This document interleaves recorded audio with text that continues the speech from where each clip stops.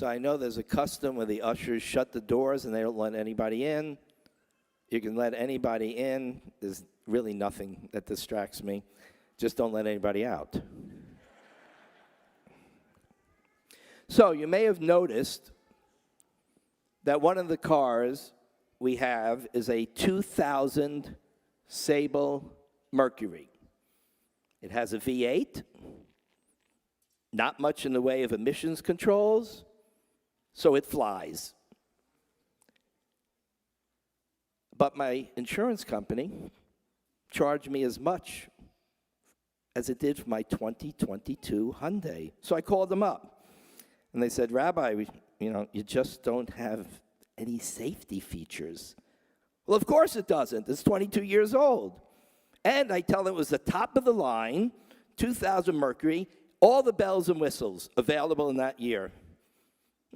Didn't impress them. I'm still paying the same amount. So why do I still have it? Simple. That was my mother's car. And it has my father's license plate with the word Saba written on it. So I just have never been able to bring myself to part with it. I see it in the driveway, and it's like a physical, tangible reminder of my mother, who was the most important influence on me. So one day, this summer, Lori and our granddaughter, Hadar, are out with the car, and they're shopping for some clothing for an annual North Carolina trek. Lori calls me to tell me that the car is bucking, the AC isn't working, and it's heating up, and she's afraid to drive it. So, of course, I drive over, put some fluids in it, leave it there until evening when I could drive it back with less traffic on Ives Dairy Road. And it became clear to me at that time was nearing. I would have to part with the car. Whoever was driving it could get stranded anywhere at any time, and chances were increasing as it aged. So it's on its way out. The 1962 Studebaker is still there, and I'm the only one who drives it.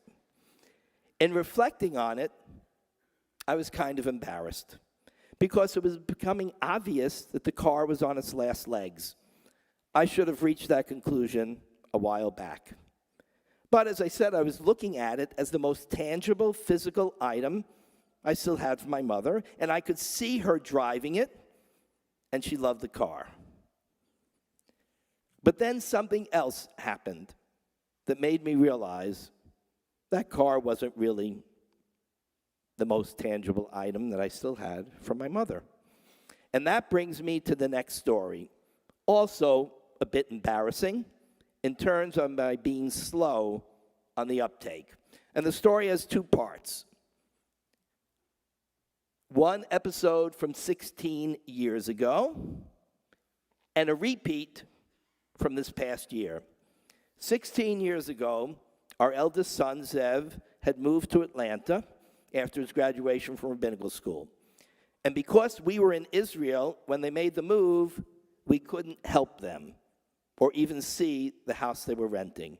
When we got back, Lori made a weekend trip to the new home in Atlanta.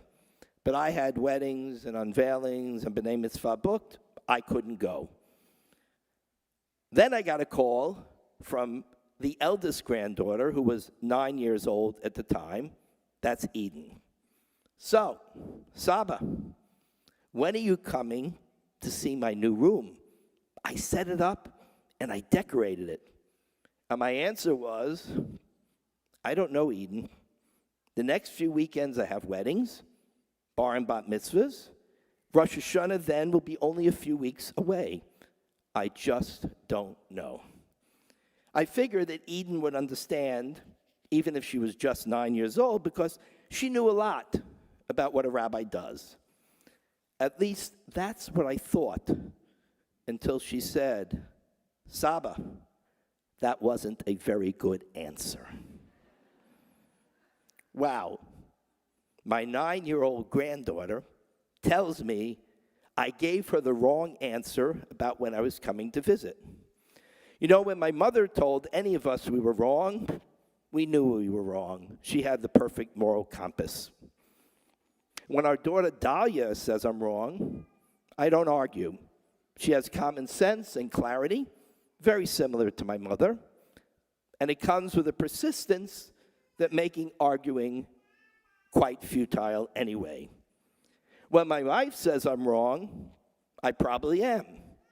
95% of the time for sure. But when your granddaughter says, Saba, that's the wrong answer, then you are wrong even if you are right.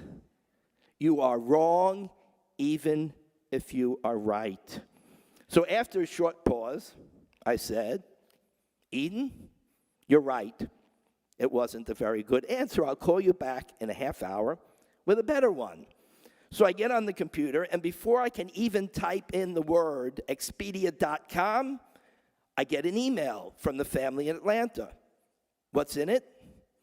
The sale on flights from Lauderdale to Atlanta. As I said, my family is not very subtle. I booked the flights. I did a 2-day trip in the middle of the week, 10 days before Rosh Hashanah. I spent Monday and Tuesday with Eden and her 2.5-year-old sister, and she showed me her room. Now, let's fast forward to the summer of 2022, last summer. Eden, who is already living in Israel, came to visit us in Miami with her husband, Zaki, and their daughter, Neely. Neely is the first great-granddaughter. She was born in Israel during COVID, so obviously we weren't there for her birth. We weren't there for her naming. We saw it on Zoom. And there was no discussion of our being there for either event. It simply was an impossibility. Well, Eden tells us now, in Miami, she's pregnant again and will be giving birth at the beginning of January 2023. I have to tell you, the lack of subtlety that Eden had as a 9-year-old has remained with her right into her 20s. Saba, you and Safta couldn't be there for Neely's birth. Okay, I'm not letting this girl finish the sentence. I've been there before. And this time, I learned the right answer. Eden, I said, I will book flights. We will be there from the middle of December to the end of January, so we don't miss anything this time. Eden didn't say it, but I know what she was thinking. Good answer, Saba. Good answer. All she said was, that's great. So we were there for the birth, which took place 48 hours after Eden had passed the Israeli bar exam. We were there for the naming and their move into their new apartment in Pardes Chana. And this time, it wasn't to see Eden's new room, but rather the new rooms of the great-granddaughters, Neely and her newborn sister, who they named Cleo. We even got to shop for furniture for their rooms. Lori had the opportunity to help set up the kitchen so it would function well. And my job, very specific, was to keep Neely supplied with watermelon. And I did a good job. So what's the connection between parting with my mother's 2000 Sable Mercury, my failure to give the right answer to my 9-year-old granddaughter Eden, and my getting the answer right to our now 25-year-old granddaughter? You see, the 2000 Sable is not the last tangible thing I had from my mother. Eden is, and Neely and Cleo are, and the other 14 grandchildren. They're the reminder. So Eden reminded me of my mother's wisdom. If you want to have impact on anyone, if you want to have impact on your grandchildren, anybody important to you, you have to be present. You have to be there for them. You have to be there with them. And it's not just a lesson about family. It's about life. Not everybody has family nearby. And some ended up disconnected from family, and most of the time we don't even know how it happened.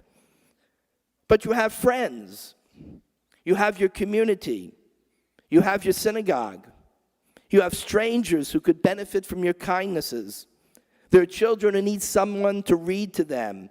People are ill. They need a phone call. They need a visit. Being there for others, that's what fills our lives with meaning and with purpose. Rosh Hashanah and Yom Kippur are massive communal events. Synagogues packed all over the world. Places that normally don't even house prayer services are transformed into temporary synagogues where Jews gather on these holiest days of the year. But as massive as it is, as communal as it is, the moment is also very, very private. Next week, we recite the Yizkor prayers on Monday. And they're for individuals special to us. And for the most part, unknown to the people that surround us. We're together as a community, we're together as a people, but we're focused at that moment on our own family. Our mothers, our fathers, or our grandmothers and grandfathers, sisters, brothers, spouses, children. We stand very solitary during that Yizkor service as we think of family and friends. And it's not an easy thing to do, to be part of a community and at the same time to focus on individuals. But that's exactly what the rabbis wanted. That's exactly what I learned from our 9-year-old granddaughter. The best way for me to be able to prepare properly to speak to a community about what's important for this coming year was to fly to Israel and be there for our second great-granddaughter's birth. On the high holidays, we speak about great issues, the big picture. It's true. My mother always worried about the big picture. She was a TV news junkie. She worried about and kept up with what was happening in the world. But she also knew every grandchild's birthday, anniversary she knew for nieces and nephews. Her grandchildren admired how with it she was about world affairs, particularly anything connected with Israel.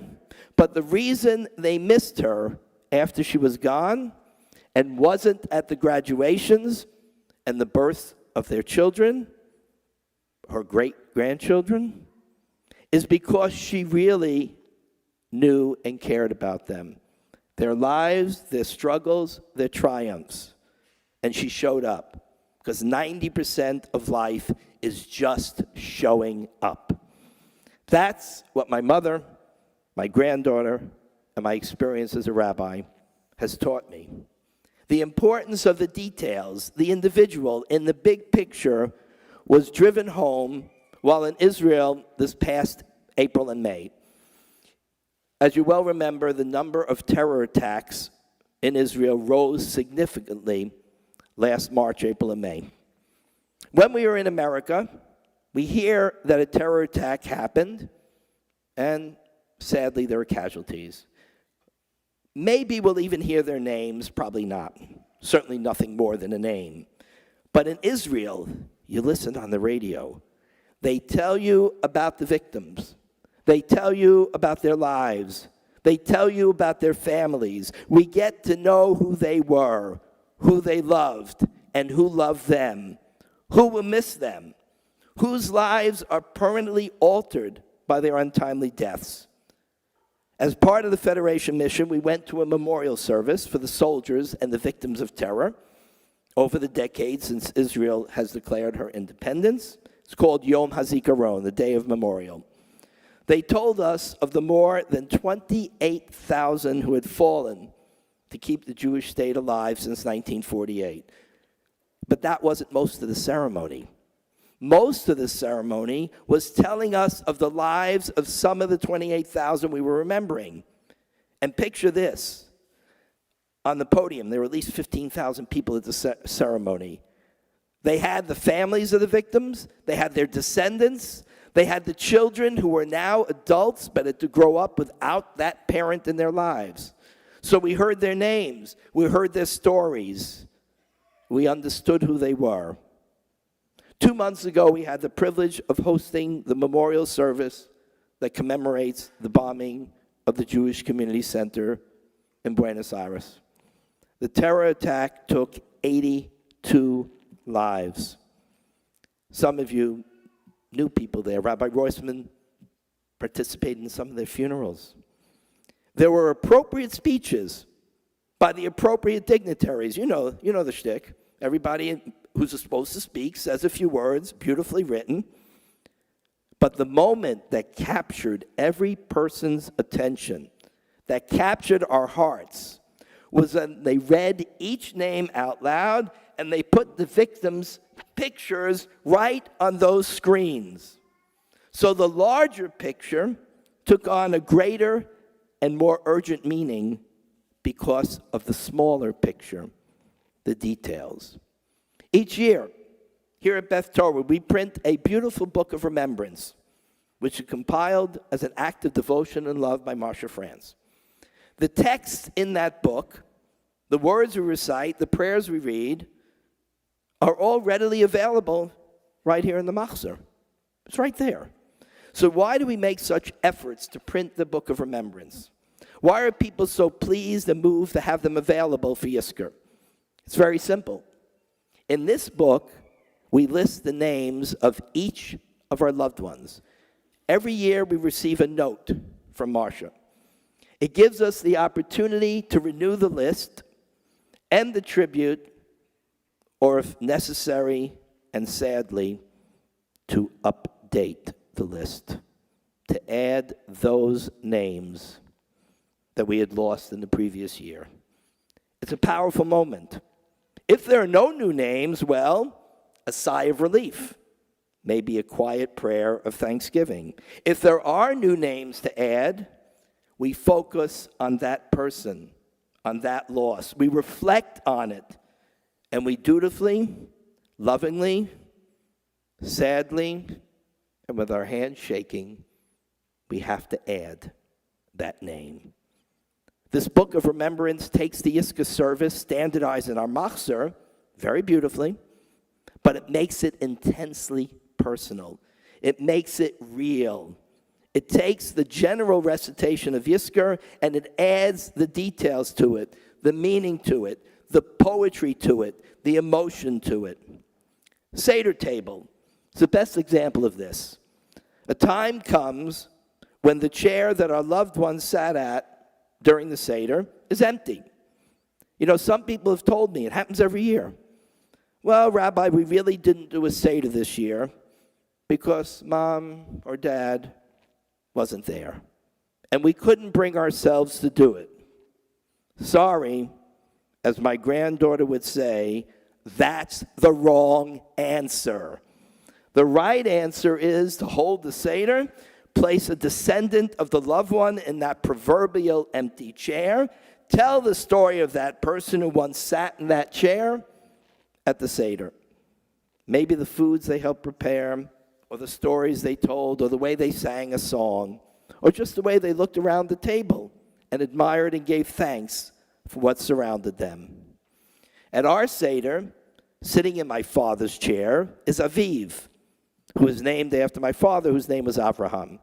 Sitting in my mother's chair is Amit Batya, a granddaughter whose middle name is the Hebrew version of my mother's Yiddish name. And at the table is our daughter Dalia, who was the daughter my mother never had. What has become very clear from our experience with COVID is that we are totally and completely social creatures. We need others in our lives to find meaning. Remember why God decided to create Eve? The Torah is very clear. Adam was lonely. He needed a companion. He needed a friend. The negative impact on children from being kept out of school and away from their peers for so long has been well documented.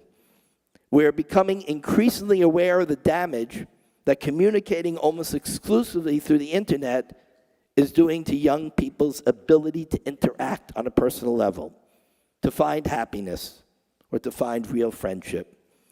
Teens are in the same room, and they text each other rather than engage in conversation or really interact. Fewer and fewer people are marrying.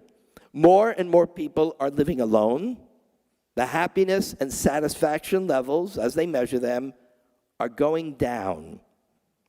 There's a very good reason our tradition requires us to have a quorum of 10, a minyan, in order to do so many important things in our lives, to celebrate, to mourn with others. We need that minyan rather than alone.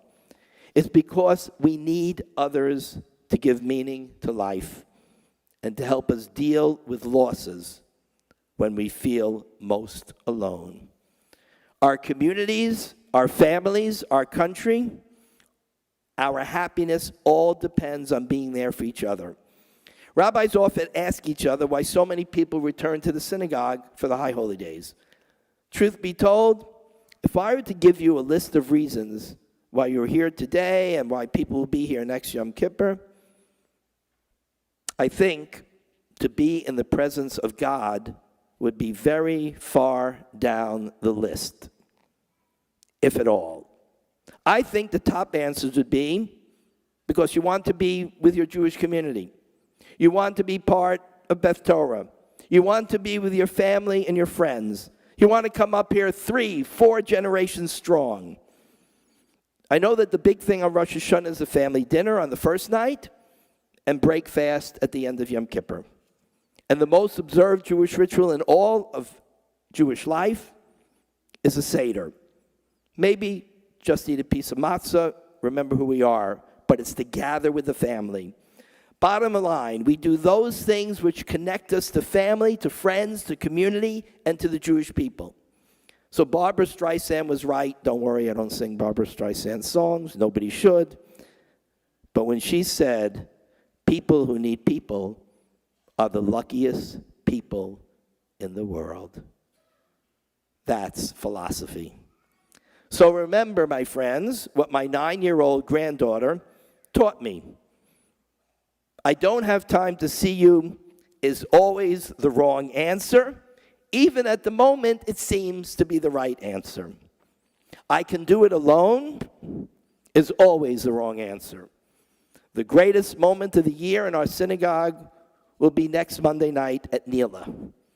2, 3, 4 generations will gather together, sing together. Hundreds of kids will come on the bima. Every family will have a moment to stand solitary in front of the ark for a moment of reflection, standing with children, parents, grandparents, sometimes even great-grandparents, arms wrapped around each other, saying a silent prayer solitarily before that ark, but doing it with a community of 1,700 people surrounding them, symbolically hugging us. You can be sure that traveling for 3 days, the week that Rosh Hashanah was about to begin, to see our granddaughter's new room had me very, very nervous. I don't know if the leadership was nervous and upset when I told them, I'm leaving for 3 days, 10 days for Rosh Hashanah. But we have a great leadership. I say I need to see my granddaughter, and they always say, okay, enjoy. And now that I reflect upon it, maybe it's because they realized that I would come back stronger and even more inspired and more prepared. In other words, maybe they already understood the message of this sermon. So, if you see Lori or I still driving the Sable, no, it's not because I needed to remind me of my mother and father. It's because the mechanic told us the car is in great shape, it's built out of steel, it's very strong. It was just a broken pipe that caused all the problems. It's good for local driving, he said. But the day he tells me its time has passed, it's gone. Or perhaps sooner, I guess, if Eden tells me it's time to let it go. Because even if she's wrong, she's right. Which leads me to the final lesson for today and my most important point. The trauma of COVID and the exaggerated and radical politics here in America and in Israel have driven families and friends apart. They've broken families and they've broken long-time friendships. There are family members no longer speaking to each other. It's happening in Israel as well over their struggle on the meaning of democracy. In Hebrew, we have some wonderful sayings. Yeh beseder, gamze yavur. It'll be okay. The problem, it will pass. Is it worth losing cherished friendships, strong family connections, over what in the end will be a passing difficulties and issues? And even if the issues are of the utmost concern and import, no doubt some of them are we so sure we're completely correct and the other viewpoint completely wrong or evil? Or can we remember that in the end we need each other? Compromise and understanding of the other can save the relationships and come up with better solutions to the problems. But if we lose our unity, if we lose friends, if we lose part of our family, then even if we win, we lose. Even if we were right, in the end, we were wrong. It's not worth it. My mother put family and community above everything else. That is why she was the unifying force in our family and the most admired member. She was the youngest of 4 children, but her wisdom made her universally the matriarch of the family. So that's what I see when I see the 2000 Mercury Sable in the driveway. But I learned the lesson. I see it much more clearly and more significantly in the eyes of our grandchildren and now our great-granddaughters, in the eyes of our friends, our amazing Beth Torah and Miami-Dade Jewish community. Life has so many challenges, and we are much stronger when we go through it, holding hands with others, giving to others, connecting to others, whether family, friendship, or community. This is why the official ending of the prayer services and our holidays is this prayer. May we and the entire house of Israel, v'chol amcha Beit Yisrael, may we and the entire house of Israel be called to mind and inscribed for life, blessing, sustenance in the book of life. And to this, all of us together can say, Amen. Shana Tova.